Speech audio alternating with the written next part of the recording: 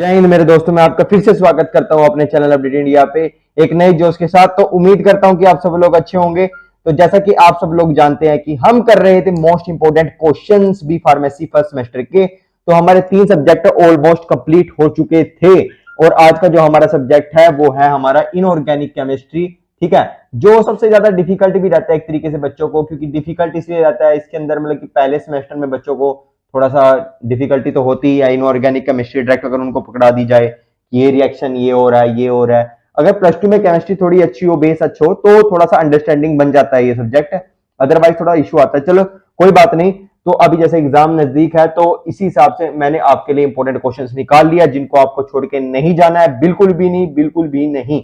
ठीक है, तो अब चलिए शुरू करते हैं। अगर आप चैनल पे नए हैं सब्सक्राइब कीजिए, लाइक कीजिए, शेयर कीजिए दोस्तों के साथ, ताकि वो भी इजीली से इजी अपना इंपॉर्टेंट क्वेश्चन करके आगे एग्जाम में एग्जाम को फाड़ सके। तो चलिए शुरू करते हैं आज का सेशन।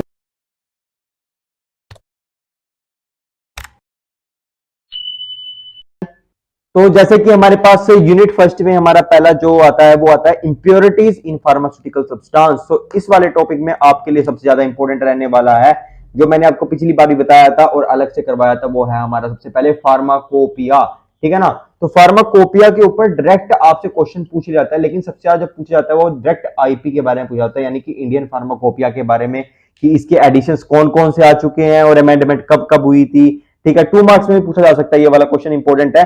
ठीक है, इसी के साथ अगर अलग अगला जो हमारा क्वेश्चन बन जाता है वो हमारा कौन सा है, source and types of impurities.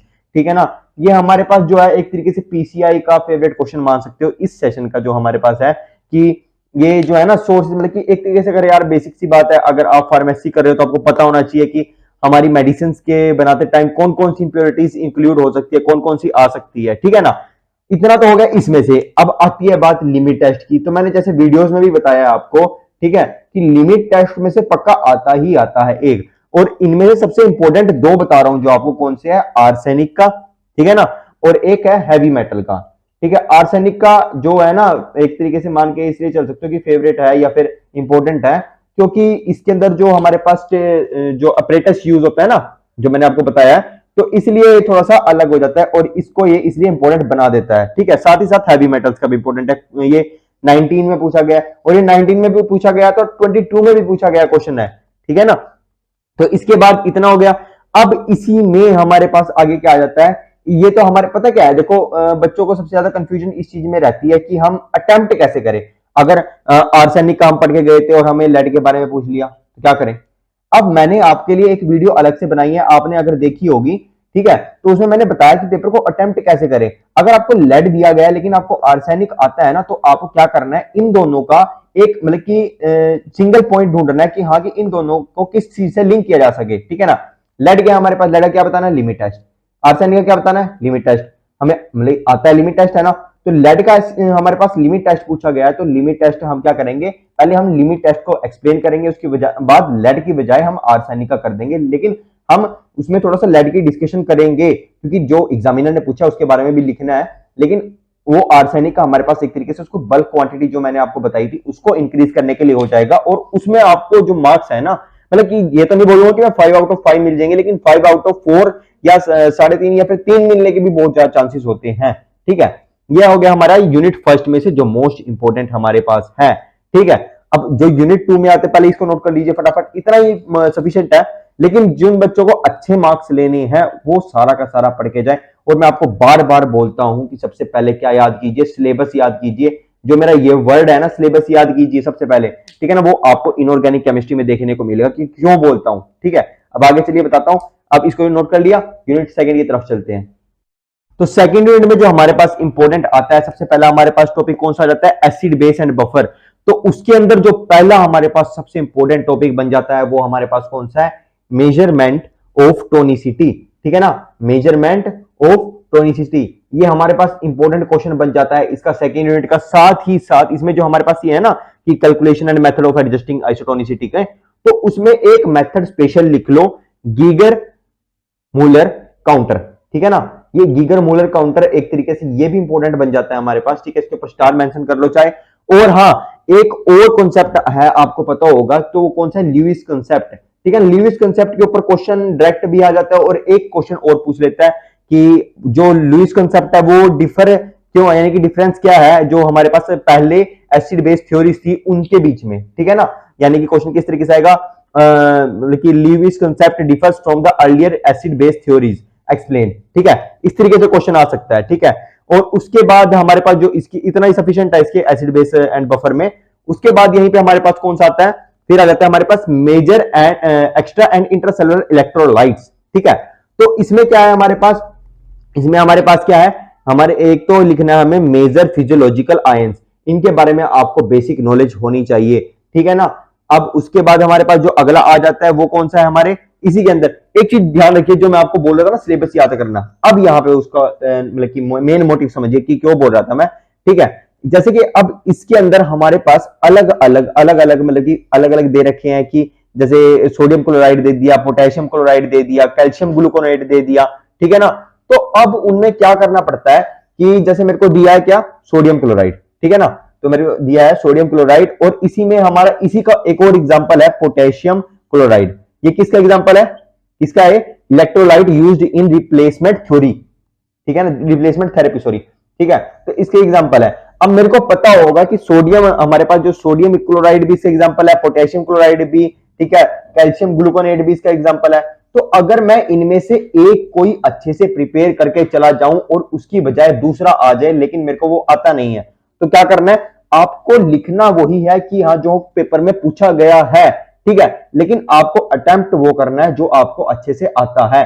हाँ इसको भी थोड़ा सा एक्सप्लेन करना है कि पोटेशियम ग्लूकोनेट क्या एक्सप्लेन करोगी, क्या मतलब मेजर लिख देना कि पोटेशियम जो हमारे पास क्लोराइड है वो किसका एग्जांपल है, एक तरीके से हमारे पास इलेक्ट्रोलाइट है जो यूज किया जाता है हमारे पास थेरेपी के अंदर, रिप्लेसमेंट थेरेपी के। उसके बाद आपको कैल्शियम का मतलब एग्जांपल स्टार्ट कर देना कि कैल्शियम जो हमारे पास क्या है, कि जो कैल्शियम ग्लूकोनेट है वो भी एक एग्जांपल है हमारे पास क्या है, इलेक्ट्रोलाइट का जो यूज किए जाते हैं रिप्लेसमेंट थ्योरी में। उसके बाद हमें इसके बारे में करना है। इससे क्या रहता है कि आपका जो करते हो ना वो सही करते हो, ये नहीं है कि हाँ कि आप कुछ भी अनाप शनाप लिख के आ रहे हो। तो गलत लिखने से अच्छा सही लिखो, थोड़ा लिखो, ठीक है ना, तो उससे क्या होता है एग्जामिनर को भी इफेक्ट अच्छा पड़ता है, ठीक है। तो इसलिए मैं बोल रहा था। अब मैं आपको सबके एक एक एग्जांपल बताऊंगा कि ये करके जाना है, अगर कोई भी आ रहा है तो वो आपको वो करना है, ठीक है ना। लेकिन अब यहां आपको सिलेबस याद करना ही पड़ेगा, जब तक सिलेबस याद नहीं होगा तो पता कैसे चलेगा कि हाँ कि इसकी जगह ये करना है।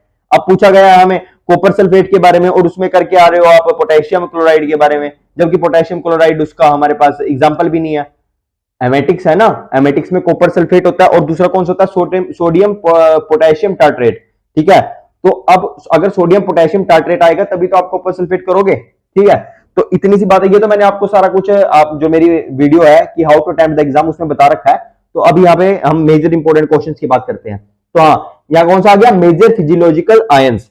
अब इसका एग्जाम्पल कौन सा करना है, इसका एग्जाम्पल हमें करना है कैल्शियम ग्लूकोनेट। कौन सा करना है, कैल्शियम ग्लूकोनेट। साथ ही साथ जो जो एग्जाम्पल मैं आपको बोलूंगा सिर्फ उनका ये नहीं करना है, इनकी क्या क्या करनी है, इनकी प्रॉपर्टीज करनी है। क्या करनी है, प्रॉपर्टीज प्लस मेडिसिनल यूज, ठीक है, कि हमारे पास ये मेडिसिनल यूज में कौन सा होता है, कि क्या काम होता है इनका, कि हमारी बॉडी में क्या वर्क करते हैं एक तरीके से। उसके बाद इसकी प्रिपरेशन, ठीक है, प्रिपरेशन और प्लस एसए, ठीक है। ये डायरेक्ट 10 नंबर में भी क्वेश्चन पूछा जाता है, या 5 नंबर में पूछा जाता है। कि जैसे क्वेश्चन पूछा गया था कि explain the properties and medicinal uses and preparation and essay of calcium gluconate, और साथ ही साथ किसका पूछ लिया गया था, क्लोरीनेटेड लाइम का पूछ लिया गया था, ठीक है, इस तरीके से। तो आपसे को सिर्फ मैं एग्जांपल्स बताऊंगा कि आपको मतलब कि बहुत ज्यादा है ना, तो इसलिए मैं कम करवा रहा हूं, कुछ ही लिखवाऊंगा, ठीक है। गिने चुने मेरे ख्याल से 10-15 होंगे, इससे ज्यादा नहीं होंगे। सिर्फ आपको वो करके जाने हैं, मेरे हिसाब से 10-15 से भी कम हो, ठीक है। पहला कौन सा हो गया, कैल्शियम ग्लूकोनेट, ठीक है। अब इसी के अंदर आपको इसका तो ये करना है, एक सोडियम क्लोराइड, अगर टाइम लगे वो कर लेना, वरना फिर इतना सफिशिएंट है, कैल्शियम ग्लूकोनेट सफिशिएंट है। उसके बाद हमारे पास कौन सा है, ओरल डिहाइड्रेशन सोल्ट, ठीक है, जिसको हम ओआरएस के नाम से जानते हैं, ठीक है। तो ओआरएस के बारे में आपको बेसिक नॉलेज होनी चाहिए। इसके अंदर क्या है कि आपसे डायरेक्ट पूछा जाएगा कि इसके बारे में थोड़ी सी बल्कि डिटेल में बताइए, बस, ज्यादा कुछ नहीं पूछेगा। इसके बाद यहीं पे आ जाता है हमारे पास एक और टॉपिक, कौन सा है, फिजियोलॉजिकल एसिड बेस बैलेंस, ठीक है ना। ये भी एक इंपॉर्टेंट टॉपिक बन जाता है, physiological acid base balance, okay. तो दूसरे में है हमारे पास ये हो गया। अब एक आता है हमारे पास डेंटल प्रोडक्ट्स। कौन से आते हैं? Dental products, DP. ठीक है, इसके अंदर आपको कौन सा याद करके जाना है? इसके अंदर आपको याद करके जाना है डेंटिफ्राइजिस। क्या याद करना है? डेंटिफ्राइजिस। ठीक है ना, डेंटिफ्राइजिस करना है। और इसमें मतलब कि रोल कर लेना या फिर एक एग्जांपल कर लेना, कोई सा भी कर लेना, चाहे सोडियम फ्लोराइड कर लेना, चाहे जिंक यूगेनॉल कर लेना, ठीक है, या फिर कैल्शियम कार्बोनेट कर लेना, या फिर कोई और एग्जांपल देख लेना जो हमारे पास, जैसे कैल्शियम ग्लूकोनेट है, ठीक है, उससे कोरिलेट करके कर सकते हो आप। सेकेंड यूनिट में इतना सफिशिएंट है। ठीक है, अब बढ़ते हैं थर्ड यूनिट की तरफ फटाफट जल्दी से। और हाँ, ये जरूर सिलेबस याद कर लेना, इतनी बात बोल रहा हूं तो इसको फटाफट नोट कीजिए। तो यूनिट 3 में हमारे पास कौन सा आ जाता है? हमारे पास कौन सी है? Gastro intestinal agents. ठीक है, तो इसके अंदर हमारे पास फटाफट से शुरू करते हैं जल्दी जल्दी। सबसे पहले कौन सा है? एसिडिफायर्स। एसिडिफायर्स में कौन सा याद करना है हमें? अमोनियम।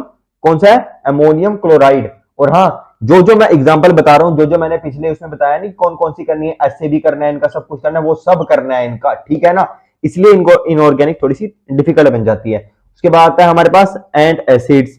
ठीक है ना, एंटासिड में हमारे पास क्या करना है? कौन सा करना है? जल्दी बताइए। Sodium bicarbonate. ठीक है ना, मैं इसलिए आपको स्टार वाले करवा रहा हूं क्योंकि अगर आपको जो मतलब कि क्वेश्चन में पूछते हैं ना, सबसे ज्यादा स्टार वाले ही पूछते हैं, क्योंकि इनके डायरेक्ट ऐसे पूछ ले जाते हैं। तो अगर आपको सिंपल एग्जांपल दे, मतलब कि सिंपल पूछ लिया जाए कि डिफाइन एंटासिड, ठीक है, तब भी आप एंटासिड को डिस्क्राइब करके एग्जांपल के तौर पे इसको लिख जाते हो। अब मैंने आपको माना कि एंटासिड आपको आता नहीं है, मतलब कि थोड़ा सा पता है आपको बेसिक, ठीक है, तो एंटासिड आपको कितने पेज का आता है? अब हमें 5 मार्क्स के क्वेश्चन में कितना अटेम्प्ट करना है? 3 पेजेस, यानी कि 1.5 पेज अटेम्प्ट करना है। और आपको 3 पेज में सिर्फ 1 पेज का एंटासिड आता है। अब 2 पेज का कहां गए? तो 2 पेज जो कवर करेगा वो करेगा सोडियम बाइकार्बोनेट। ठीक है ना, तो इस तरीके से बोल रहा हूं। साथ ही एंटासिड में एक और ऐड कर लेना, कौन सा? Magnesium hydroxide mixture. ठीक है ना, ये टॉपिक भी इंपॉर्टेंट है। ओके, इसके बाद अब अगर चलते हैं आगे, कौन से हमारे पास आ जाते हैं? कैथरेक्टिक्स। ठीक है ना, इसके बारे में भी आप इंपॉर्टेंट है, ये वाला जो है इस पे चाहे स्टार मार्क कर लीजिए। कैथरेक्टिक्स में कौन सा इंपॉर्टेंट है हमारे पास? कौन सा है? पीसीआई का फेवरेट मान सकते हो इसको, बेंटोनोइट। मतलब कि ये मान के चलो कि 3 साल लगातार पूछा गया क्वेश्चन है ये। ठीक है ना, बेंटोनोइट। उसके बाद हमारे पास कौन सा आता है? Anti microbials. एंटी माइक्रोबियल्स में आपको कौन सा याद करना है? कौन सा? इसमें 2 याद करने हैं आपको। एक तो करना है हाइड्रोजन पेरोक्साइड। ठीक है ना, ये पूछा गया था 2022 में। और जो दूसरा है वो हमारे पास पूछा गया था 19 में, यानी कि क्लोरीनेटेड लाइम। ठीक है, ये 10 मार्क्स में आया था कि इसके बारे में ऐसे बताना है, क्लोरीनेटेड लाइम और एक और हमारे पास दोनों कैल्शियम ग्लूकोनेट, दोनों पूछे गए थे 10 मार्क्स में। ठीक है, इतना हो गया हमारे पास यूनिट 3 से, इतना सफिशिएंट है, मोर देन सफिशिएंट है। अगर अभी तक आपने चैनल को सब्सक्राइब नहीं किया तो प्लीज सब्सक्राइब कीजिए, शेयर कीजिए। यार लोग देते हैं माँ बाप की कसम, मतलब मजा नहीं आता ना। मैं तुम्हें तुम्हारे चाहने वाली की कसम देता हूं, दूं या ना दूं? यार चलो, मेरे को पता है कि तुम कर लोगे बिना कसम दिए भी, चलो कर लेना। चलो आगे शुरू करते हैं यूनिट 4, फटाफट इसको नोट कर लीजिए। तो यूनिट 4 में हमारे पास कौन सा आता है? Miscellaneous compounds. तो मिसलेनियस कंपाउंड्स में सबसे पहले हमारा कौन सा आता है? कौन सा आता है? जल्दी जल्दी बोलिए। एक्सपेक्टोरेंट्स। ठीक है ना, तो एक्सपेक्टोरेंट्स की बेसिक नॉलेज प्लस कौन सा करना है हमें इसमें? Ammonium chloride. लास्ट में आपको एक अलग से बेसिक क्वेश्चन भी दूंगा, मतलब कि बोनस क्वेश्चन जो रोज देता हूं। ठीक है, अमोनियम क्लोराइड हो गया। अब हमारे पास आते हैं कौन से? एमेटिक्स। ठीक है ना, एमेटिक्स में आपको कौन सा करके जाना है? Copper sulphate. Copper sulphate. ठीक है ना, आप पेपर समझिए किस तरीके से अटेम्प्ट करना है। अगर नहीं समझे अब तक तो मेरी जाके वीडियो जरूर देख लेना, उसके थ्रू आपको इजीली पता चल जाएगा। ठीक है, हेमेटेनिक्स में कौन सा करना है? हेमेटेनिक्स में कौन सा करना है? Ferrous sulphate. Ferrous sulphate. ठीक है, राइटिंग पे मत जाओ, समझ में आ रहा तो अच्छी बात है, बस सफिशिएंट है। उसके बाद आता है हमारे पास poison and antidote. Poison and antidote का थोड़ा सा क्वेश्चन जो है वो विचित्र ढंग से आता है। कैसे आता है वो भी आपको बताता हूं फटाफट। ठीक है, तो इसमें से कौन सा करना है? सबसे पहले ये देखिए, सोडियम थायोसल्फेट। ठीक है, तो क्वेश्चन इस ढंग से आता है कि आपको डायरेक्ट दिया जाएगा कि सोडियम थायोसल्फेट किस तरीके से एंटीडोट की तरह काम करता है या पॉइजन की तरह काम करता है। इसका पॉइजन कौन सा है, एंटीडोट कौन सा है, इस तरीके से पूछा जाएगा। ठीक है, ये डायरेक्ट पूछा जाएगा कि पॉइजन और एंटीडोट कौन सा है, एग्जांपल दीजिए। 2 तरीके से क्वेश्चन बन सकते हैं। इसमें क्वेश्चन बहुत मतलब कि सीधे तरीके से आते हैं, लेकिन आते जो है, लेकिन जो हमारे पास आते हैं ना वो बेसिक स्टार वाले ही पूछे जाते हैं। अगर स्टार वाले नहीं पूछे जा रहे हैं, जो स्टार वाले नहीं है ना उसमें पूछ लिए जाते हैं, लेकिन मैं उनको साथ साथ आपको बता रहा हूं कि कौन कौन से बिना स्टार वाले भी पूछे जाते हैं या फिर किस तरीके से उनको कवर करना है। ठीक है, तो इसके बाद हमारे पास कौन सा आते हैं, एस्ट्रिंजेंट्स। ठीक है, एस्ट्रिंजेंट में आप अपने मनपसंद का कोई भी कर लेना, ठीक है, लेकिन एस्ट्रिंजेंट की बेसिक नॉलेज जरूर लेके जाना। ठीक है, इसको मत छोड़ना। ठीक, इसमें ये हो गया, इतना कवर है, इतना सफिशिएंट है।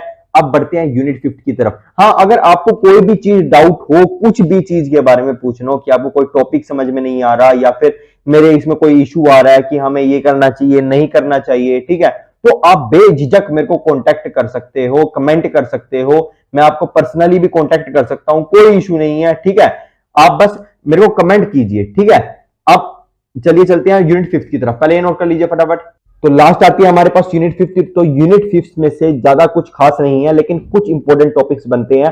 तो पहला टॉपिक हमारे पास कौन सा जाता है, इसके अंदर हमारे पास आता है कि जो प्रॉपर्टीज है ना अल्फा बीटा गामा रेडिएशन की, वो हमारे पास इसके अंदर इंपॉर्टेंट बन जाता है। Properties of alpha beta and gamma, ठीक है, रेडिएशन, इनकी प्रॉपर्टीज जरूर याद करके जाइएगा, ये भी एक इंपॉर्टेंट क्वेश्चन है। ठीक है, ये 19 में पूछा गया था लास्ट, इसके बाद नहीं पूछा गया, हो सकता है कि 23 में पूछ ले। ठीक है, अब उसके बाद हमारे पास अगले कौन से आते हैं, हमारे पास अगला इसी के अंदर टॉपिक आ जाता है रेडियो आइसोटोप्स। ठीक है ना, इसकी क्या याद करनी है, ये भी याद कर देख लीजिए। इसके याद करना है क्या, प्रिकॉशंस, कौन कौन से प्रिकॉशंस हैं, और इसकी फार्मास्यूटिकल एप्लीकेशंस। ठीक है ना, यानी फार्मा फील्ड में इसकी क्या क्या एप्लीकेशंस है, कहां कहां यूज होते हैं। प्लस इसका एक और टॉपिक जो हमारे पास सोडियम आयोडाइड का I131 जो हमारे पास है ना, ठीक है, आइसोटोप, इसको जरूर याद करके जाना है, ये भी आपका एक इंपॉर्टेंट क्वेश्चन बन जाता है। ठीक है, प्लस एक आप एक्स्ट्रा लिख लीजिए सोडियम, जो आज का बोनस क्वेश्चन है ना, वो ये है, क्या है, सोडियम पोटेशियम टार्ट्रेट। ठीक है ना, सोडियम पोटेशियम टार्ट्रेट, ये आने के चांसेस बहुत ज्यादा हैं। ठीक है, ये किस चीज का है हमारे पास, एमेटिक्स का। ठीक है, अगर ये कर लेते हो या फिर वहां पे कॉपर सल्फेट कर लो, ठीक है, दोनों में से एक कर लेना, लेकिन करके जरूर जाना एमेटिक्स का। अब सबसे इंपॉर्टेंट चीज जो याद करनी है, मैं आपको शुरू से लेके एंड तक बोल रहा हूं, सिलेबस प्लस आज के इस टॉपिक में आपको क्या याद करना है, एक और जितने भी हमारे पास सारे एंटासिड्स हो गए, एसिडिफायर्स हो गए, कैथरेटिक्स हो गए, ठीक है, आपके पास एमिटिक्स हो गए, इन सब के आपको यूज याद करके जाने हैं। यूज मोस्ट इंपॉर्टेंट क्वेश्चन जो है आपके एक तरीके से डायरेक्ट पूछ लेगा आपको कि हमारे पास सोडियम थायोसल्फेट का, फेरस सल्फेट का यूज क्या है। अब आपको तभी तो यूज बताओगे जब आपको पता होगा कि वो किस कैटेगरी से बिलोंग करते हैं। ठीक है, अब मैं आपको एक छोटा सा एग्जांपल देता हूं। ठीक है, ज्यादा दूर नहीं जाएंगे, हम एक ही चीज को ले लेंगे। हम मान के चलते हैं एक्सपेक्टोरेंट्स को हमने ले लिया, एक्सपेक्टोरेंट्स, स्मार्ट वर्क कीजिए, ये नहीं कीजिए कि हाँ की मतलब हार्ड वर्क कर रहे हो। ठीक है, तो एक्सपेक्टोरेंट्स में आपको क्या करना है, दो एग्जांपल कौन कौन से इसके, एक तुम्हारे पास है पोटेशियम आयोडाइड, पोटेशियम आयोडाइड, ठीक है, ऐसे लिख लेते हैं, और उसके बाद दूसरा कौन सा हमारे पास इसके अंदर, अमोनियम क्लोराइड। ठीक है, अमोनियम क्लोराइड। अब आप या तो क्या करोगे, इसके यूज अलग याद करोगे, इसके यूज अलग याद करोगे, तो इससे अच्छा तो भैया ये है ना कि तुम एक्सपेक्टोरेंट का यूज याद करो डायरेक्ट, दोनों में काम आएंगे। क्योंकि एक्सपेक्टोरेंट क्या काम कर रहे हैं कि वो पोटेशियम भी करेगा और अमोनियम भी करेगा। हाँ, इनके अलग अलग यूज होंगे, लेकिन आप बेसिक कॉमन यूज लो ना जो इसमें काम आएंगे। ठीक है ना, स्मार्ट वर्क करो, हार्ड वर्क आजकल गधा भी करता है। ठीक है ना, हार्ड वर्क गधा भी करता है, लेकिन स्मार्ट वर्क करो, वो चीज मैं आपको बार बार बोल रहा हूं। ठीक है ना, इसलिए बोल रहा हूं सिलेबस प्लस यूज। सिलेबस जरूर याद कीजिए, चाहे आप फर्स्ट सेमेस्टर हो, सेकंड सेमेस्टर हो, कोई भी सेमेस्टर में जाओ, तो सिलेबस आपको ऐसे टिप्स में होना चाहिए कि हाँ फर्स्ट यूनिट में ये है, सेकंड यूनिट में है, थर्ड यूनिट में है। अगर आप फोर्थ सेमेस्टर में जाओगे ना, तो फोर्थ सेमेस्टर में जाते जाते अगर आपको सिलेबस याद है, तब आपको क्लासिफिकेशन याद हो जाएंगी कि हाँ कि ठीक है, इसी क्लासिफिकेशन सी है, मेडिसिन केमिस्ट्री में इसी क्लासिफिकेशन सी है, ये ड्रग इससे बिलोंग करती है।